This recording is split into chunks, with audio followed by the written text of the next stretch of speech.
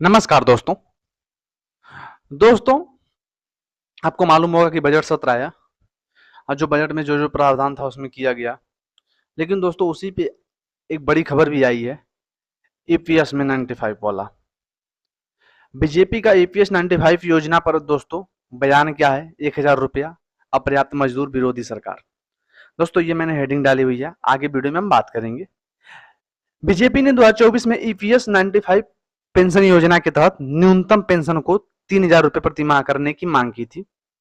BJP का कहना था कि 1000 रुपए की पेंशन मजदूरों के साथ अन्याय है, लेकिन खुद की सरकार के 2 कार्यकाल पूरा करने के बावजूद अभी तक यह नीति लागू जो है नहीं की। 2014 में दोस्तों इसकी मांग की गई थी, जो खुद बीजेपी सरकार ने इस बात को उठाया था। भारतीय जनता पार्टी ने एपीएस 95 पेंशन के तहत न्यूनतम पेंशन को 3000 रुपए प्रति माह करने की मांग की थी। 15 जनवरी 2014 को बीजेपी द्वारा उठाई गई थी यह मांग, जब उन्होंने सरकार में वास्तविक 1000 रुपए के पेंशन को केवल प्रतीकात्मक कदम बताते हुए खारिज कर दिया था। बीजेपी का तर्क है कि यह कदम देश के श्रम वर्ग के साथ अन्याय होगा। बीजेपी का कहना है कि सरकार को अभी 8.33% का योगदान करना चाहिए ताकि न्यूनतम पेंशन 3000 रुपए की जा सके और इसे महंगाई से जोड़ा जा सके। तब बीजेपी ने श्रमिक वर्ग को नौकरी, वेतन, सामाजिक सुरक्षा के रूप में नया सौदा देने का वादा किया था। 2014 की मांग और मौजूदा स्थिति।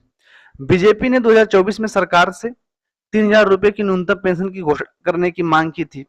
इस संबंध में श्री प्रकाश जावड़ेकर ने राज्यसभा पार्टीशन कमेटी में याचिका जो है वो दायर की थी, जिसमें महंगाई से जुड़े पेंशन की मांग की गई थी।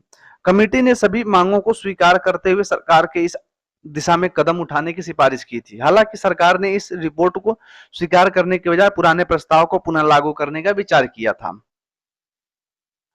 खुद के प्रस्ताव और मांग को भूली दोस्तों बीजेपी, ये हमारा कहना है। ऐसा नहीं कि बीजेपी से हमारा कुछ अलग से तर्क रहा है, लेकिन दोस्तों आज के 2024 में यह मांग और भी महत्वपूर्ण हो गई है, क्योंकि 50 मिलियन से अधिक श्रमिक हर महीने अपनी मजदूरी का 8.33% प्राइवेट फंड में जमा करते हैं, जबकि नियोक्ता की 8.33% का योगदान करते हैं।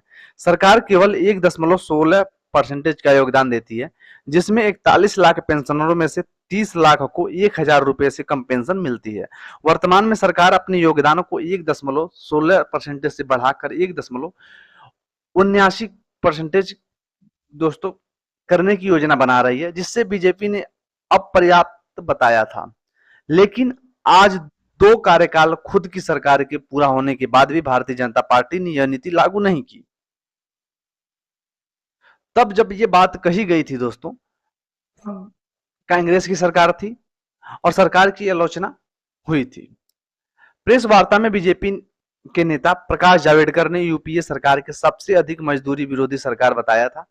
बीजेपी का कहना था कि वह श्रमिकों के अधिकारों की रक्षा के लिए संघर्ष जारी रखेगी और न्याय की मांग करती रहेगी, लेकिन खुद की सरकार बनते ही बीजेपी यह बात भूल गई।